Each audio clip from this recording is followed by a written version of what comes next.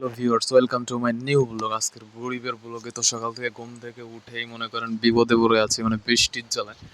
তো দেখেন, আমি বসে এখানে কম্পিউটারে এডিট করতেছিলাম ভিডিও, তো হঠাৎ করে দেখি বৃষ্টি চলে আসছে কোত্থেকে জন্য, বিশাল জোরে জোরে বৃষ্টি পড়তেছে।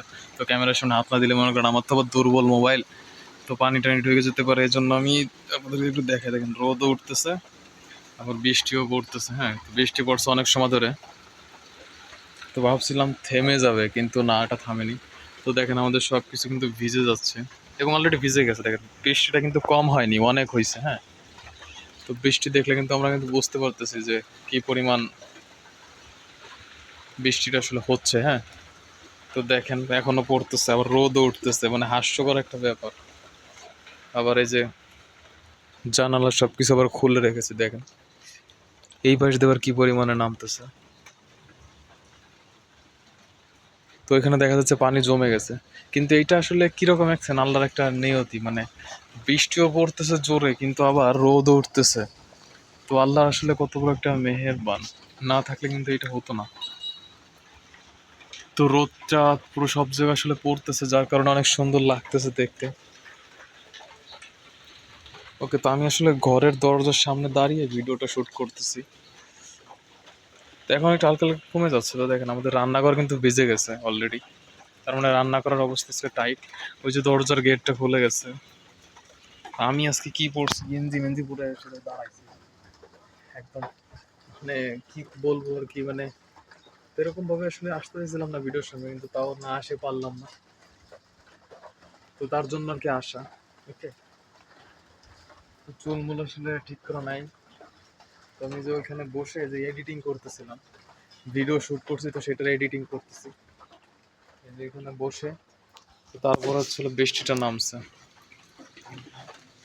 তো চিন্তা করলাম যে আপনাদের সাথে এটা শেয়ার করি, যেহেতু আপনারা আমাকে এতটা সাপোর্ট করছেন, এতটা ভালোবাসা দিচ্ছেন, ব্লগ ভিডিও দেখে থাকেন, তো তার জন্য হচ্ছে আপনাদেরকে এটা দেখাচ্ছি। তো দেখেন রোদ উঠছে কিন্তু এখন, তো ক্যামেরাটার ফোকাসটা কিন্তু অনেক সুন্দর দিচ্ছে।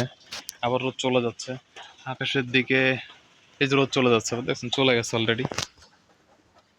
কিন্তু কারেন্ট আছে, এটা কিন্তু একটা ইতিহাস বাংলাদেশের ইতিহাসে, যে কারেন্ট আছে আবার বৃষ্টি পড়তেছে।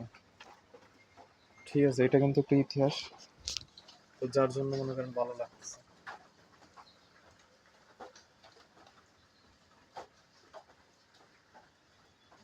তো এটা ছিল সকালের, আপনাদের সাথে একটা সময় কাটালাম। তো সকালে আসলে কে কি খাবার খাইছেন অবশ্যই কমেন্টে জানাবেন। তো আমি এখনো কিছু খাইতে পারিনি, তো খাবো ইনশাল্লাহ। তো কে কি খেয়েছেন অবশ্যই কমেন্টে জানাবেন। ওকে, তো ধন্যবাদ সবাইকে ব্লগ ভিডিও দেখার জন্য। আর একটা কথা বলিনি, যারা যারা মনে করেন ব্লগ ভিডিও দেখতে পছন্দ করেন, রিয়েল লাইফের ব্লগ ভিডিও, তো তারা তারা হচ্ছে আমার চ্যানেলটাকে সাবস্ক্রাইব করে দিবেন এবং আমার ভিডিওতে লাইক কমেন্ট করবেন। যারা শুধু ব্লগ ভিডিও দেখতে পছন্দ করেন, আমি চাই না যে কেউ আমার ভিডিওতে জোর করে লাইক করুক বা কেউ করুক। যারা রিয়েল লাইফের ব্লগ ভিডিও দেখতে পছন্দ করেন, আমি শুধু তাদের জন্য ভিডিওটা মেক করে থাকি। কারণ আমার এখানে কোনো কিছু লুকোচুরি কোনো কিছু নাই, আমার পরিবেশটা যেমন আমি আপনাদের সাথে তেমনটাই শেয়ার করে থাকি, যা আছে একদম। একটা ফ্যামিলিতে আসলে যা থাকে,